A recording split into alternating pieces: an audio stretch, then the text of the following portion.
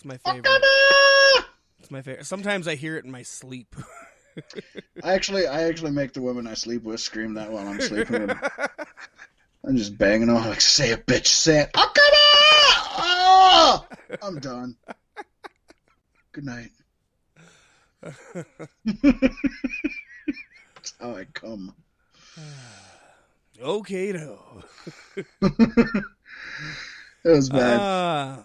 Yeah, I'm going with Ibushi on this one because, like you said, it's time for Okada to kind of John Cena his way out of the main event. Yeah, even though I look at Tanahashi as the John Cena. I want to see New Okada Japan. and John Cena in a buddy cop movie, but it's got to be in Japan. I think that would be awesome. That would be I want to amazing. see like a Rush Hour with those two. Yep. I think just less racist would be awesome. But it was a pretty racist movie when you look back at it now. I haven't seen either one of them in so long, I don't even know.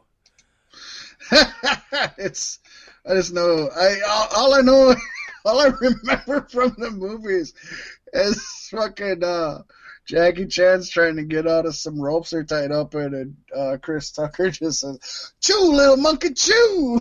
I'm like, that's racist as shit. God, you can't say that.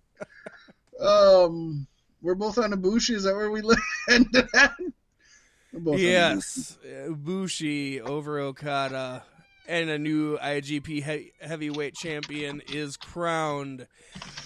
But that's not the end, because we got night I need a bit of an interlude up here for a moment, so get your jibba jabba on. I can jabba, and in fact, I'm going to bring us in to what is known to us in the Cloud Style land as the 6th Annual Beefy Awards. And folks, you may remember such great beefies as the Slosh Award, which we will give out to the best drunk and or high wrestler. Basically anybody who's known to be under the influence. Of course, we always give out the annual Mick Foley Award. You can't miss that out. That's the hardcore match of the year or hardcore wrestler of the year if there's not a explicit match. And we've got this year, being as we're moving into 2020, and in fact we're into 2020 as we record this, we are going to be doing Male Wrestler of the Decade and Female Wrestler of the Decade. I'm really excited for that one because we had to take a step back and not just look at the Male Wrestler and Female Wrestler of the Decade might not even be relevant today. You know what I mean? They might have been relevant from 2010 to 2017. Just that alone would be huge. But you got, we One go thing's back for sure, a lot has happened in the last decade. Well, just looking at Female Wrestler of the Year last year was Becky Lynch. Male Wrestler of the Year last year was Pentagon Jr. So much has changed since then. AEW didn't exist a year ago, Pasty. So that alone is going to change so much about the landscape right there. I mean, that alone changes so damn much. Yes, it does. So without further ado, Pasty, let's bust right into the 6th Annual Beefy Awards. Yes, indeed. Man, it's been a crazy year for wrestling.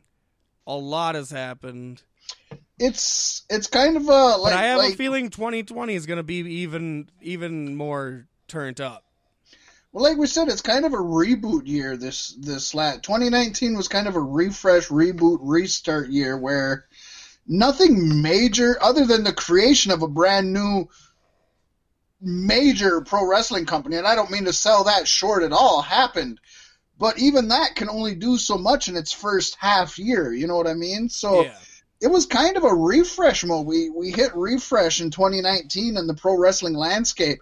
You think SmackDown moved from being the B show on USA to being the A show on Fox.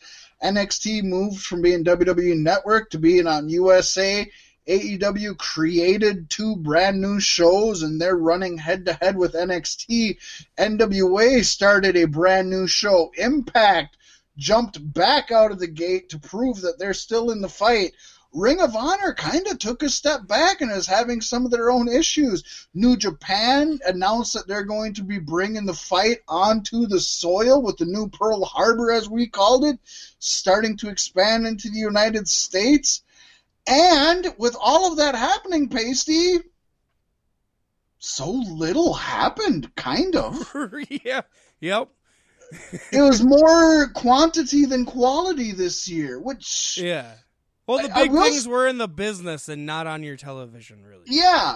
Well, even let's even throw out that this year they're going to bring back the XFL. So that was a huge refresh mode last year. Right. Vince is getting sued by his own shareholders. He is. So it's kind of like, hopefully 2020 brings a little more quality back to the quantity. I like having both. The more quantity we have, the more the quality should increase. So I'm expecting that.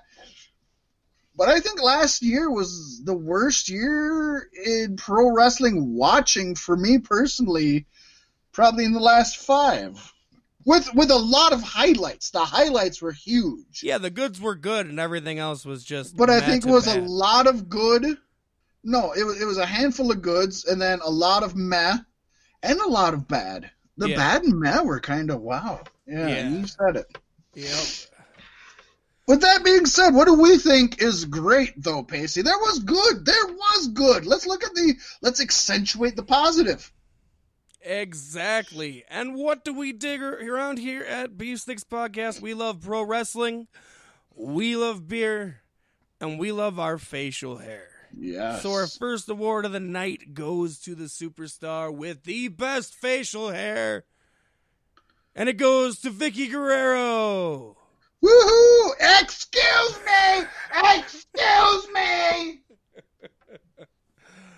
Just kidding, y'all. This was a stumper this year. As it was last year. Yeah, like the first year was really easy. Yeah, our first Beefy Awards, it was like, wow, there was a lot of new creative facial hair in the pro wrestling landscape. And it was like, yeah, let's go with this. Let's make it. But this year we had to realize not many people have changed their facial hair at all since 2018. No. So, most improved, best facial hair goes to the Robert Roode. For the 80s porn stash. Yes, it's magnificent. It really is. I mean, you got to bring the Magnum PI back, baby. Yes. And what a better man to do it than Robert Roode. Hopefully. I want to see him in a floral shirt with with Hornswoggle at his side in a 3-piece suit, There you go. He's gonna be watching people get beat up, going D-Pain. He's putting them in D-Pain. And as we're airing against and counter-programming SmackDown watch, he shows up tonight in the mustache style. I know, right? That would be it.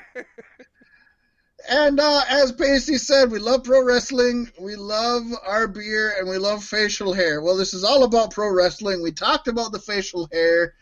There's one subject left, and that is the drinking and the Slosh Award for the best drunk or inebriated in some way, under the influence wrestler. We like to accentuate the positive here.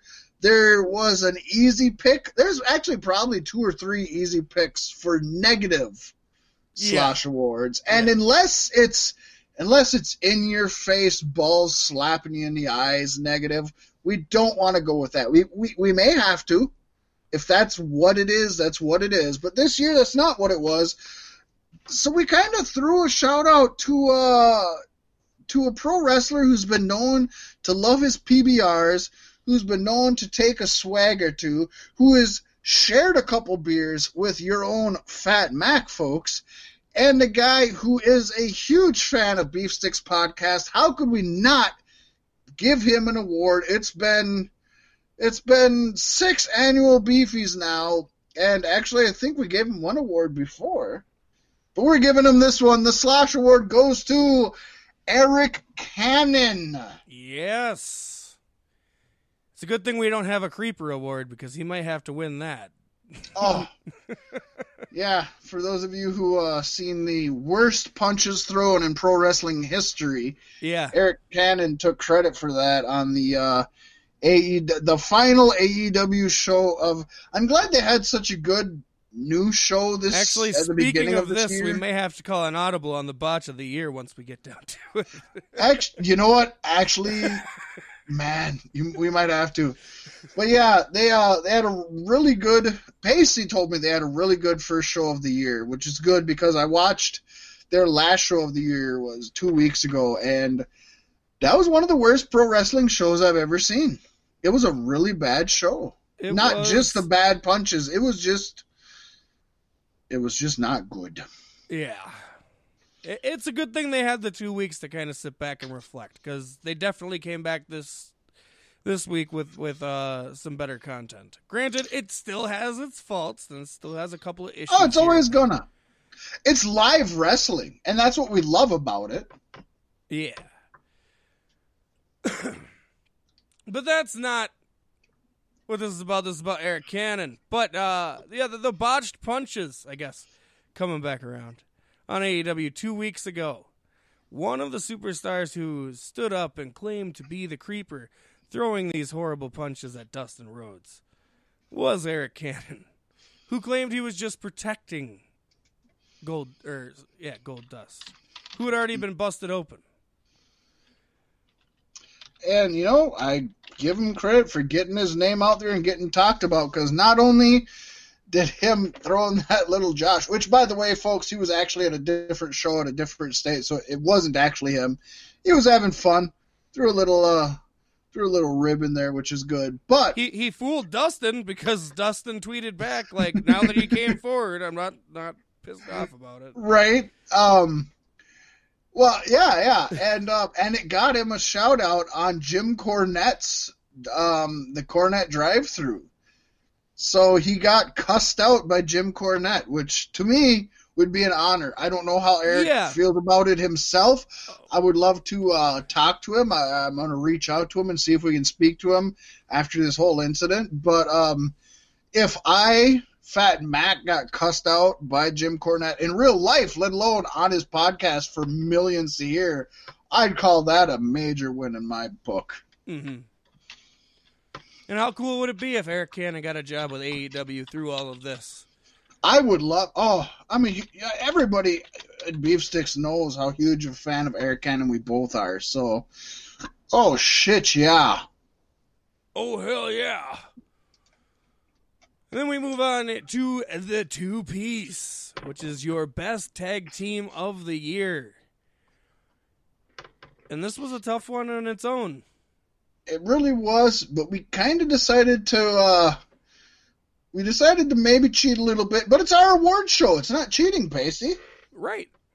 And I mean, it is one team, right? The name doesn't change. Correct. It's one team, no different than DX would be one team, which would encompass multiple people, right? Yeah. And so, of course, we're talking about Impact Wrestling's LAX. And that would include Homicide, Hernandez, Ortiz, Santana, and Conan. Yes, indeed. I mean, honestly, this whole year, when you wanted to watch a good tag team match, what did you turn into? Whatever program LAX was wrestling on. Yeah, whether it was LAX, Santana Ortiz, whether it was LAX, the OGs, whether it was Pride and Powerful in AEW, which is Santana and Ortiz. It's those five wrestlers with Conan kind of being the mouthpiece is just amazing. I think they get the credit for saving Impact at the brink that they were at. I don't know of any other star on the roster that did more for the company for me. I would say those five or those four. Plus, I'd give a nod to Sammy and Tessa, but yeah, for sure. Those guys definitely stepped up and kept Impact in the mainstream and kept them relevant. Yes, they did. You just can't shoot them out. And this year was not a